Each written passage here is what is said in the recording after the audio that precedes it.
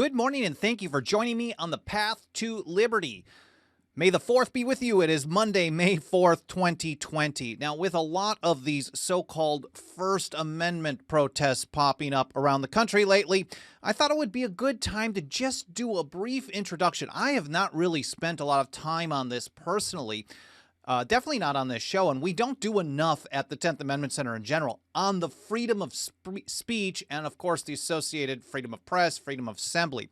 So I was going to share with you some really great quotes spanning a number of decades from 5 leading founders and revolutionaries like Benjamin Franklin, Thomas Paine, Patrick Henry, George Washington, Thomas Jefferson. And then maybe briefly, if I have a little time, briefly get into explaining why, and I'm going to cite Brian McClanahan, who did a podcast on this recently, why the phrase First Amendment protest is actually the wrong phrase for what's going on with people. But first of all, my name is Michael Bolden. We broadcast live every Monday, Wednesday, and Friday at 9:30 a.m. Pacific time from here in my home office and studio in downtown Los Angeles for the 10th Amendment Center. You can find all of our live streaming video platforms like YouTube, Facebook, DLive, Twitch, and Periscope, plus our archive-only video platforms, Library, BitChute, BitTube, and Brighteon.com. And then we also have the audio-only podcast edition, iTunes, Spotify, Stitcher, Google Play, Podbean, and elsewhere.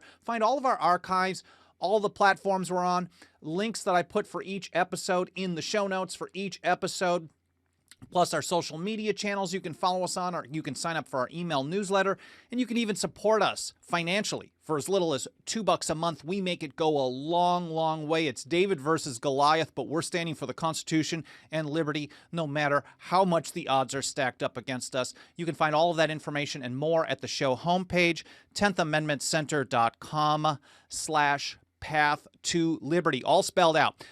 10thamendmentcenter.com/path to liberty. And just briefly before I dive in here, I want to say hello to everyone out in the live chat. I'm so grateful for you joining me. I love doing this live for whatever reason. And I watched my buddy Robert Scott Bell for a long time, who's been doing some live broadcasts, and it just got the idea as I'm sitting on YouTube doing work during the day, creating social media posts, writing newsletters and articles and things like that.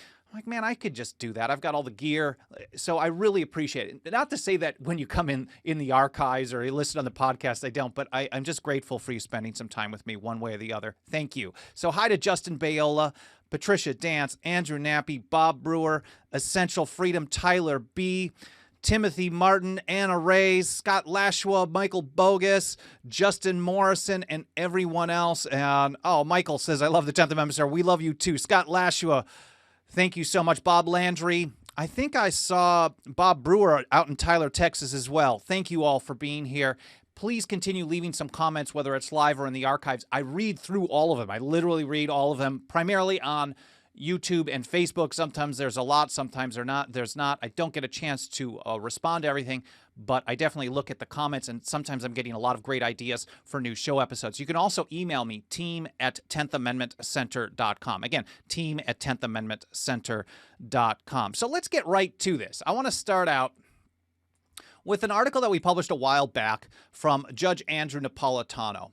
And he sums it up like this. He says, when James Madison agreed to be the scrivener at the Constitutional Convention, the Philadelphia Convention, we can call it, during the summer of 1787, he could not have known that just 3 years later, he'd be the chair of the House of Representatives committee whose task it was to draft the Bill of Rights. Remember, Madison wasn't really on board with having a Bill of Rights. He thought it was superfluous. He thought that because it was the document, and we're going into kind of just a 10th Amendment discussion here on the nature of the Constitution, but just briefly, and I've done a bunch of episodes on delegated and reserved powers, the idea of a delegation of power, a grant of power, positive grant is a phrase that George Mason used, is that government doesn't get to do anything in a document like this that hasn't been delegated to it. But people were very concerned. They were just concerned that this would be misconstrued because all through history it had been done the other way around. Patrick Henry specifically said that. He's like, you guys are explaining this to me, and I'm paraphrasing. Patrick Henry was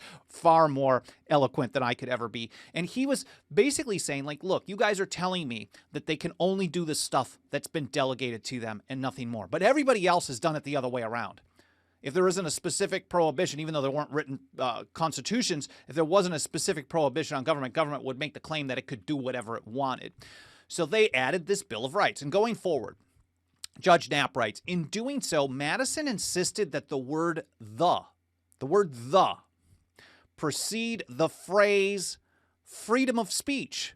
Mind you, he also had the word the precede the phrase, or part of the phrase, the right of the people peaceably to assemble, in what was to become the First Amendment, so as to reflect its pre-existence.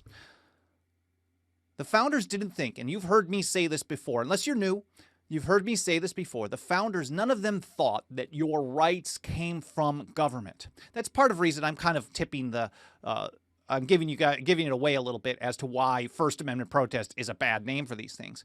But they recognized that these rights pre-existed government. They didn't exist because words on paper happened to say that. In fact, Madison in Federalist 48 himself, and this was before the Bill of Rights was being considered, this was while the Constitution was debated in the several states for ratification. He was writing primarily to a New York audience in the Federalist Papers, along with Alexander Hamilton, and then briefly John Jay, who ended up becoming the Chief Justice of the Supreme Court. But he wrote in Federalist 48, he called the Constitution a mere parchment barrier. They knew that words on paper weren't going to do the job. Words on paper can't enforce themselves. So they knew the freedom of speech pre-existed the United States. It pre-existed the document. It pre-existed all of their lives. Judge Knapp goes on. Madison believed that the pre-political rights, which he enumerated in the Bill of Rights, are natural to our humanity. And he articulated as much in the Ninth Amendment and in his speeches in support of the ratification of what would become the first 10 amendments in the Bill of Rights. I think that's just a good summary. But in order to kind of understand a little bit better, and I want to just, this is primarily going to be one of these episodes where I mostly share some quotes, but let's go back in time a little bit. This wasn't just a recent thought process, and I could go even further back on the rights to petition and assemble and speech. But let's look at some of the leading founders. For example, Benjamin Franklin. And here he is and I pulled up an image on the screen here for those of you who are watching. I'll read the quote here in just a moment, though. But this is from 1722. A lot of times when we talk about the founders, we're looking at quotes from, the 1780s, 1787 Federalist Paper, 1788, the conventions, 1788, Bill of Rights, 1791, maybe some letters from Jefferson, all the way up until the early 1800s. The report of 1800 from James Madison about the Alien and Sedition Acts and the Virginia Resolutions, a lot of it comes from there. We try to dig a little further back to look at deeper foundation, what led to the Declaration of Independence, for example. And a lot of time our work goes back and around to the 1760s. 1764, the Sugar Act, 65, the Stamp Act, 67, the Townsend Acts, and the documents that were written that were so powerful in driving a spirit of independence, resistance, and liberty through that time. But that wasn't the beginning of it either. My buddy Joe Wolverton, who's written a long time for the New American, we publish a lot of his stuff here as well. I think he's working on another new book. But he's been studying a lot of the works that the founders studied. And I have not been good on that myself. And I think it's a real interesting approach because where did they develop these thoughts? Anyways, that's a side note. 1722, Benjamin Franklin, a mere 16 years old. I can't imagine myself. I was a jerk, a total loser at 16. Not that I was sitting at home or anything. I was just not a good guy at 16. I was going around causing problems and getting in trouble all the time. And I couldn't imagine me at that age doing such great work, writing letters to the paper about liberty and the freedom of speech. But that's what Benjamin Franklin did at 16 years old in 1722. He couldn't get things published under his own name, so he started to send things in under a pen name, Silence Dogood. I think I'm pronouncing that correctly. I got it from reading. He said it this way, and this was, I think, in his cousin's paper in the New England Current. He said, "Whoever would overthrow the liberty of a nation must begin by subduing the freedom of speech, or the freeness of speech."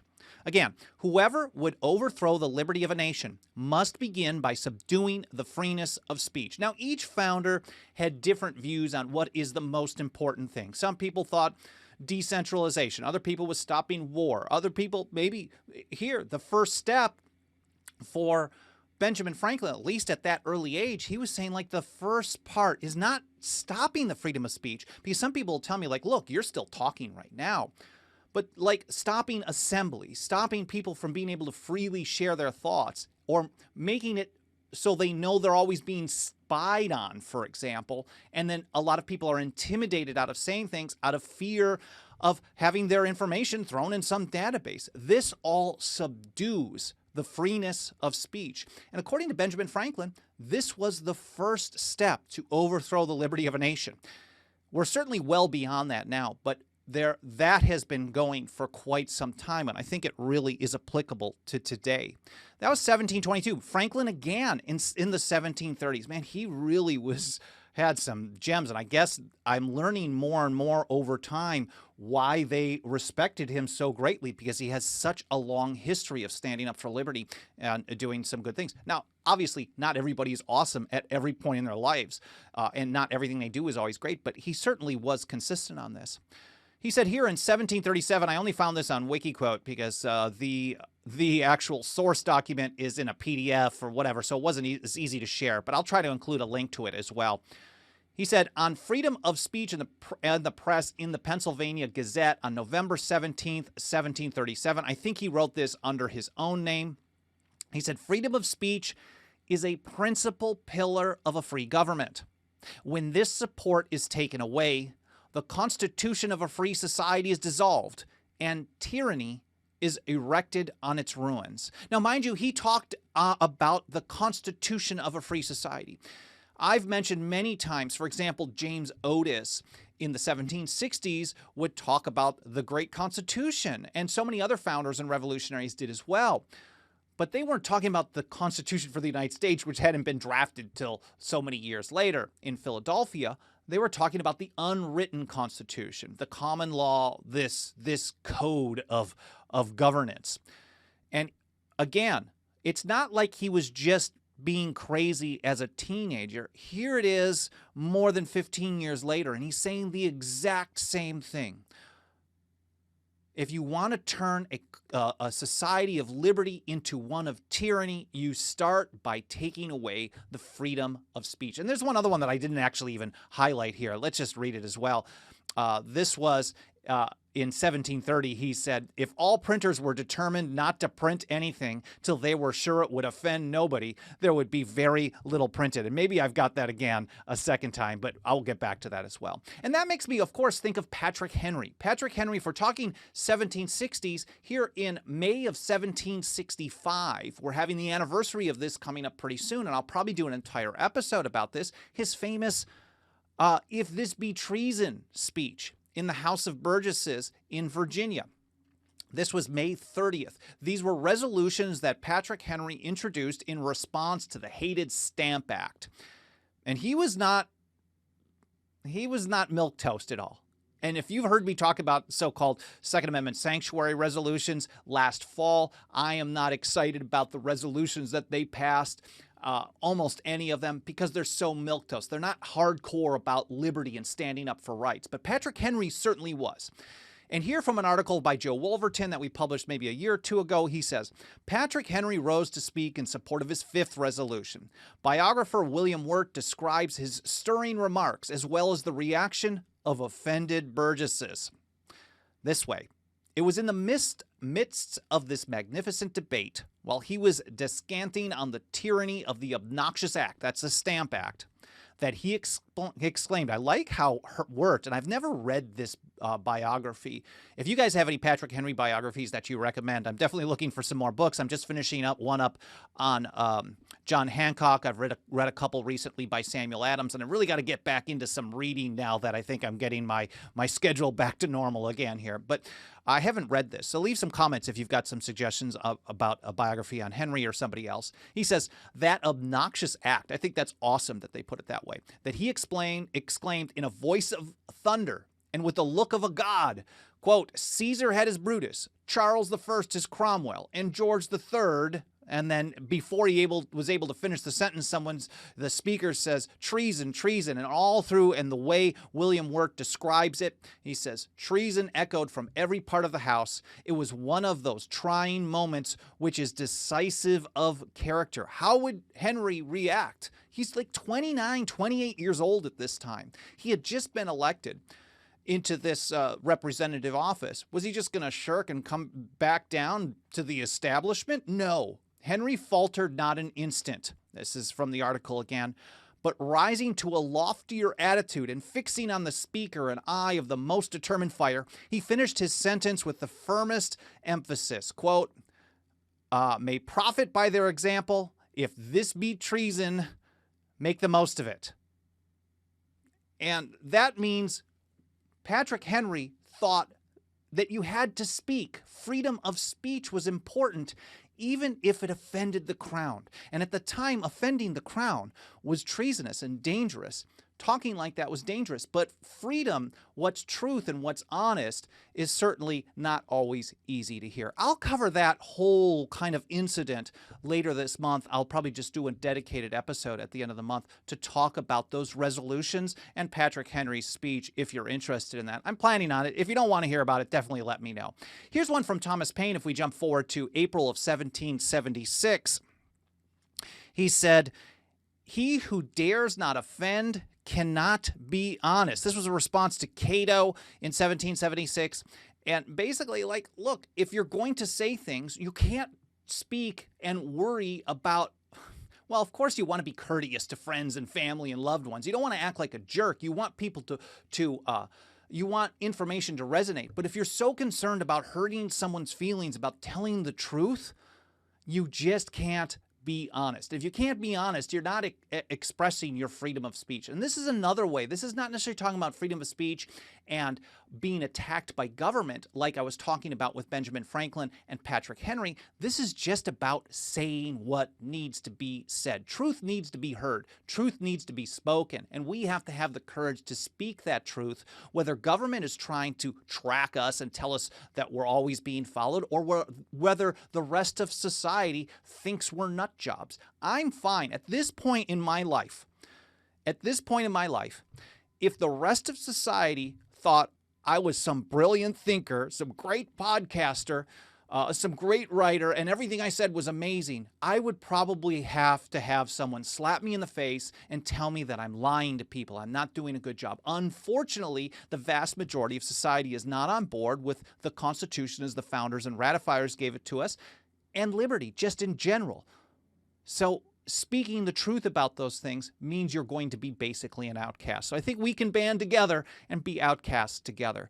But that's Patrick Henry, and I think that goes back. Oh, this is the one I wanted to talk about, Benjamin Franklin, and I jumped ahead before. But this was in 1730, 1731. Again, it's good to mention it again. If all printers were determined not to print anything till they were sure it would offend nobody, there would be very little printed. And I think that one may be the most applicable to modern times, because there are all these brigades trying to shut people down for saying offensive things. Now, I don't want to say things just to hurt someone's feelings. That's not my approach. And I know some people are out there, they like to troll others, whether on TV shows or in videos or podcasts or articles or comment sections. I'm not interested in that. I will tell people the truth, though. Not to hurt their feelings, but because I hope that someone will hear it. And when I first started this organization, my goal was basically to speak the truth about what I saw was a problem. And this was back in 2006, and I was already late to the game at that point, but I was recognizing that whether it came to foreign policy or domestic policy, it didn't matter which party was in political power. They never followed the Constitution, and they always attacked your liberty and continued to grow the size of government, or they lied about what they were doing, or they promised something and it would cost 10 times as much. And I just wanted 1 or 2 or 3 or 5 people to hear me, because I just wanted to speak some truth, something that was important to me. Going further, let's look at George Washington here in 1783. This was an address to the officers of the army. March 15, 1783, he says, "For if men are to be precluded from offering their sentiments on a matter which may involve the most serious and alarming consequences that can invite the consideration of mankind, reason is of no use to us. If you can't even share your thoughts, if you're told to stay home and not talk to people, if you're told to keep your mouth shut, if you're told, we're spying on you, if you say the wrong thing, you're going to go on a list, you're going to be on a no-fly list, you're going to be on a watch list, whatever. If you're told that what you're saying is old-fashioned or wrong, or maybe it's too new-fashioned, I don't know the right term, but whatever it may be, you just still have to be true to yourself, regardless of what everybody else has to say. Otherwise, there is no reason. And this is how he sums it up, George Washington. The freedom of speech, reason is of no use to us. The freedom of speech may be taken away, and dumb and silent we may be led, like sheep, to the slaughter. And that gets back basically to what Benjamin Franklin said. If we look at Benjamin Franklin in 1722, let me see if I can pull that one up again. 1722, he's saying the first step to subduing the liberty, or to overthrowing liberty, is subduing, just restricting, not ending, just making it less easy to have freedom of speech. And that's almost the same message that we're getting from George Washington decades later. Who knows if Washington ever even read that tract? I don't know. But he's basically saying once freedom of speech is taken away, we're led like sheep to the slaughter. That destroys liberty. Tyranny can come on that ruins. And Thomas Jefferson, I wanted to add one last quote here before getting to Brian McClanahan's great podcast and short blog. And this is just, I thought, was kind of cool, and a tip of the hat to my ANCAP friends who I know watch and listen pretty regularly. And he put it this way. This was in 1787, January of 1787, a letter to Edward Carrington. He says, "Were it left to me to decide whether we should have a government without newspapers or newspapers without a government, I should not hesitate a moment to prefer the latter." Jefferson was okay having no government if the trade-off was no free speech, no freedom of the press, no newspapers. And I think in modern times, instead of saying newspapers, because that was the way information was disseminated, people would publish letters, write letters, they would do it anonymously. Newspapers today are primarily propaganda mouthpieces.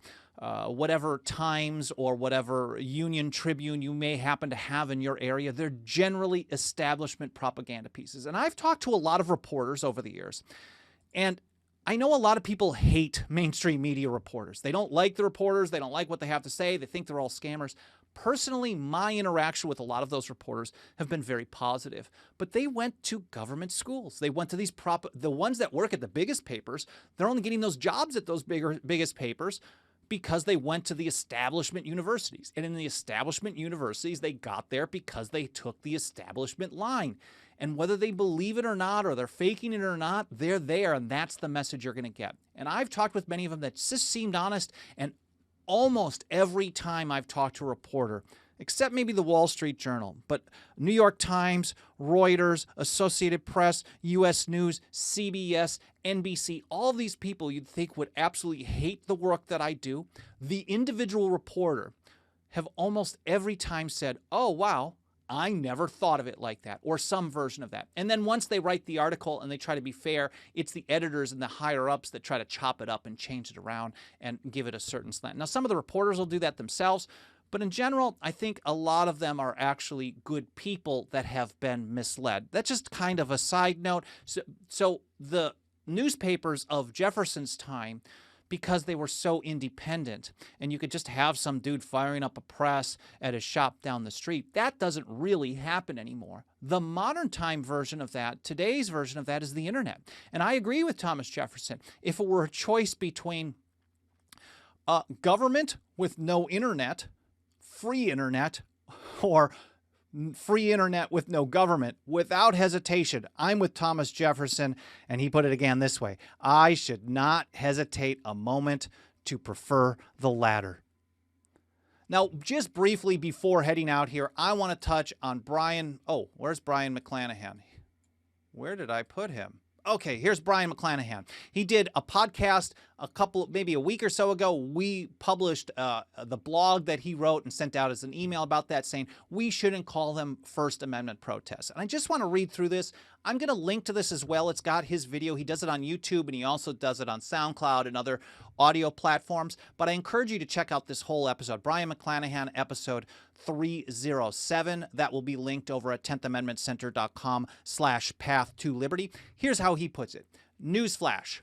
You don't have First Amendment rights. And that is really just kind of a reiteration of what I was saying right at the beginning. Rights don't come from documents. Rights don't come from the Constitution. Rights come from your creator. Rights are natural rights.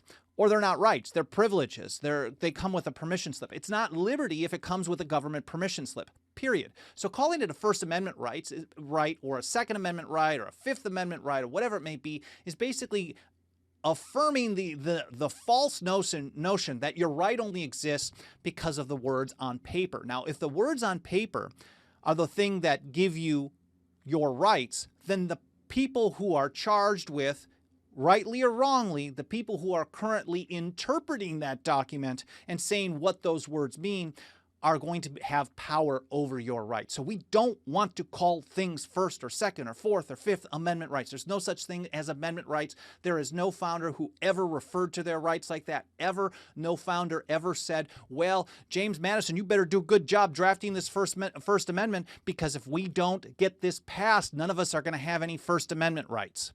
Everyone knew, and that's what Judge Knapp said right off the bat. Look, this was a pre-existing right. So let's stop calling them First Amendment rights. And Brian goes on. He says, the First Amendment is not the issue in Michigan or Mississippi. You have rights secured by the respective United States and your state constitutions.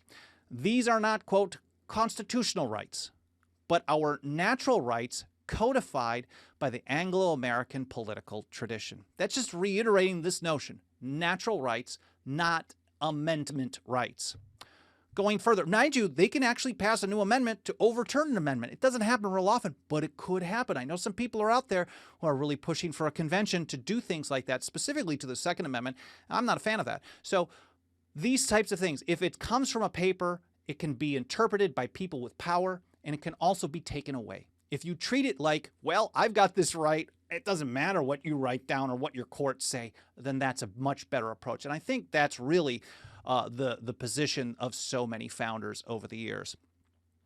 Going further, Brian sums it up like this. More importantly, by insisting you have a First Amendment right to protest, and he puts First Amendment in scare quotes, First Amendment right to protest, attend church, or congregate anywhere, you are cutting your nose off to spite your face. This is by default granting a substantial amount of power to the general government because you are accepting the faulty doctrine of incorporation, the greatest legal coup by the Supreme Court in the 20th century. There are some links in there if you want to get into details of what Brian has to say about incorporation and this being a legal coup, but that is a great summary. Not only are they calling it a First Amendment protest or First Amendment rights, you're basically saying your rights are not natural rights. That's incorrect. You're giving power to courts over your rights. You're giving power to people who read documents, who interpret or enforce documents to restrict your rights. You're also giving power in the future to people to take that away, to just say, well, we're going to amend that out. Now those rights don't exist. So that is a bad reason, but then also because of the incorporation doctrine, which I think Brian McClanahan might be one of the best experts. Others are Dave Benner, Kevin Gutzman is great on this, so is Mike Meharry. These are some people that you should read on this as well. Well, I hope you guys are finding this interesting. I want a quick look in the live chat here and take a look and see if there's any questions.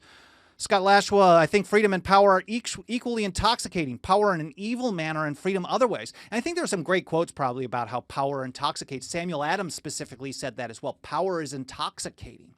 And you can really get drunk on that. It's just that the people who are really into power are drawn to it. The rest of us who just want freedom, it's intoxicating to sit around, watch some movies, go for a walk with our friends, go to the ocean, go for a bike ride. That all is fun.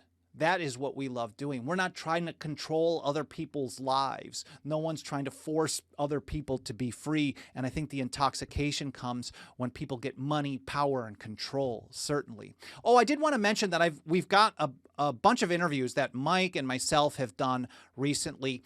For example, I was on the Tom Woods show recently, which was really pretty great. Tom did a highlight of his book, Nullification, How to Resist Federal Tyranny in the 21st Century. It was first published in 2010. So he was doing kind of a 10-year retrospective on the book, and he wanted to talk to me about how some nullification efforts are playing out in current times. So I did that with him maybe just at the end of last month. Then also tomorrow, I'm on the Robert Scott Bell Show talking about some health freedom and political freedom. This Thursday, Bob Murphy from the Bob Murphy Show, he invited me to come on. We're going to record then.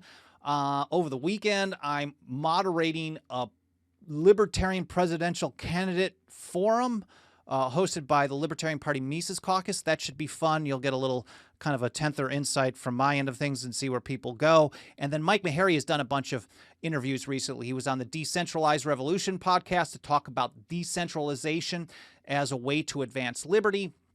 He also was talking about how to confront big government during a crisis on the Foreign Policy Focus podcast. We've got a whole section on our website that's just interviews, and I try to publish most of them. I will include that link, or if you're navigating our website, when you go through it, there's an audio section, audio-video section, and you just click through and you'll see videos like Path to Liberty. You can see all the Path to Liberty podcasts, interviews. Meharry Head podcast is Activism 101, which maybe he'll pick up again in the near future. Other voices, for example, when we publish Brian McClanahan's podcast and many others. Anyways, I'm rambling on that, just kind of pointing you in the right direction if you want to hear or listen to more stuff.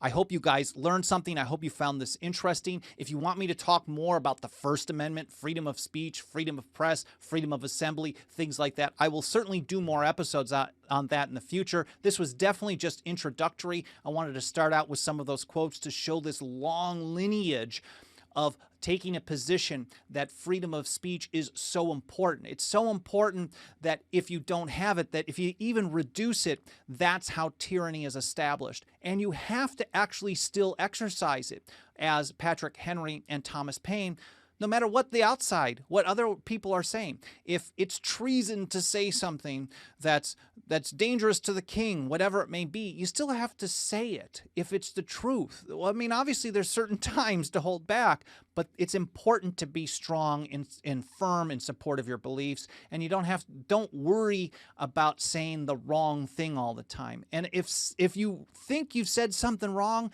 and someone says, wow, that really hurt my feelings, you can just say, I'm sorry, I didn't mean it. So I'm not trying to offend anybody. I just want to share my views. If you don't want to hear it, then there's other people. There's billions of people on the planet, and we can't please everybody. I'm just rambling at this point. I'm very grateful for you spending some time with me today. I hope you enjoyed this episode. I hope you had a good weekend, and I'll see you next time here on the Path to Liberty.